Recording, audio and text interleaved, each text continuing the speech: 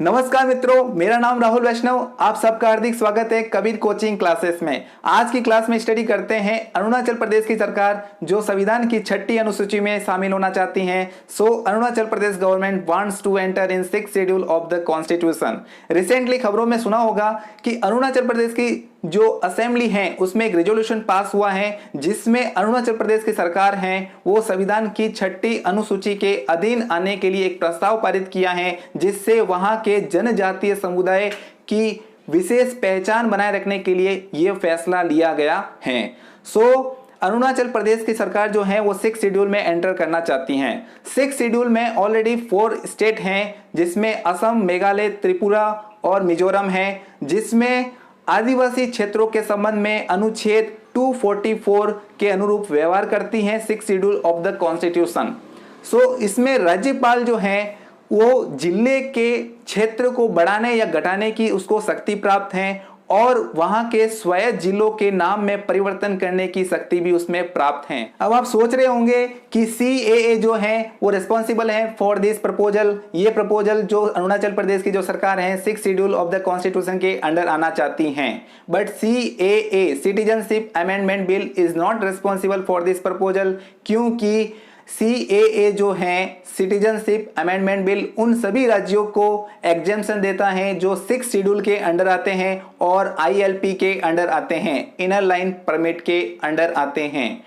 अब आप सोचोगे कि अरुणाचल प्रदेश की जो सरकार है ऑलरेडी ILP के अंडर आती है, इनर लाइन परमिट, और उसको आर्टिकल है कॉन्स्टिट्यूशन का 371H स्पेशल प्रोविजन जो टू द स्टेट, उसको स्पेशल प्रोविजन मिला हुआ है। फिर भी अरुणाचल प्रदेश की सरकार 6th schedule of the constitution के अंडर आना चाहती हैं, इसीलिए कि अरुणाचल प्रदेश की सरकार का कहना है कि they do not have full protection to the state people. 6th schedule क्या है, चलिए इसके बारे में जानते हैं और इसके क्या लाभ हैं। अरुणाचल प्रदेश की सरकार है वो 6th शेड्यूल में एंटर करना चाहती हैं, वो इसके लिए असेंबली में रेजोल्यूशन पास किया है, प्रस्ताव पारित किया है। कॉन्स्टिट्यूशन की 6th शेड्यूल के बारे में बताने से पहले मैं आपको बता देना चाहता हूं कि जो अरुणाचल प्रदेश के होम मिनिस्टर हैं अपने बमांग फेलिक्स, जो कहते हैं कि after intense discussion with civil society group के साथ इंटेंस डिस्कशन हुआ है एंड स्टूडेंट बॉडीज के साथ भी डिस्कशन हुआ है, और ये पाया गया it was found necessary that for the protection of the religious and social practice and customary law and procedure of the tribes of the state, so 6th schedule is necessary।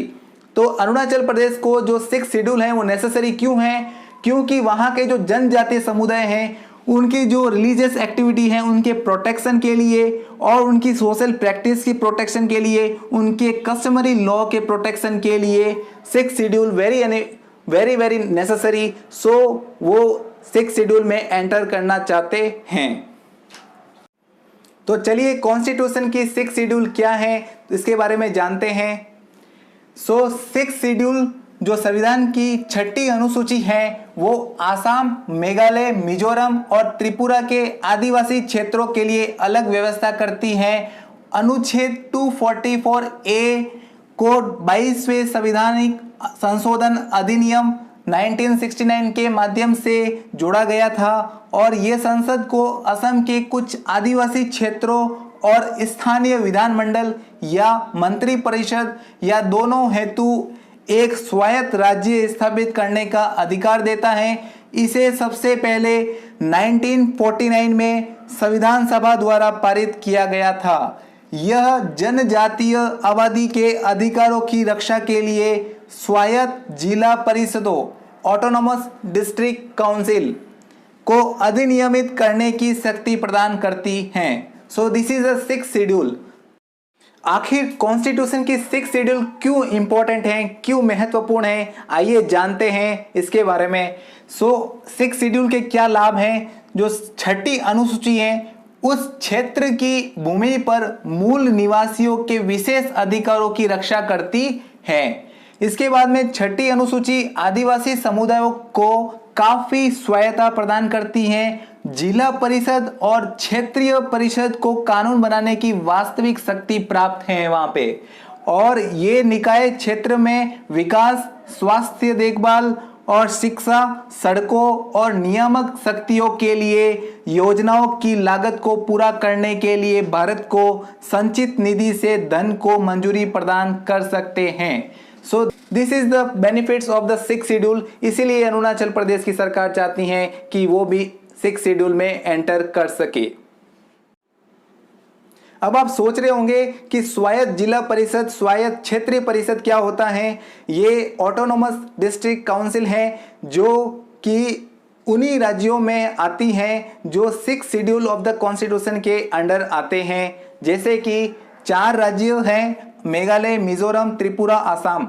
ये चारों राज्य 6th schedule में आते हैं, तो इन्हीं में ही autonomous district council है। जैसे कि मेघालय है खासी हिल्स ऑटोनोमस डिस्ट्रिक्ट काउंसिल, और दूसरी है Jaintia hills autonomous district council, Garo hills autonomous district council. ये तीनों मेघालय में है। इसके बाद में मिजोरम में Chakma autonomous district council, Lai and Mara autonomous district council. इसके बाद में त्रिपुरा में Tripura tribal areas autonomous district council. इसके बाद में आसाम में Bodoland territorial council, Dima Hasao autonomous district council, Karbi Anglong autonomous district council. Assam में भी 3 है। इसके बाद में आप ऑटोनोमस डिस्ट्रिक्ट काउंसिल में टोटल कितने मेंबर होते हैं, तो टोटल 30 मेंबर होते हैं, जिसमें से 4 मेंबर जो होते हैं वो नॉमिनेट होते हैं बाय द गवर्नर, और जो 26 होते हैं वो इलेक्ट किए जाते हैं on the basis of adult franchise, means local area election के द्वारा।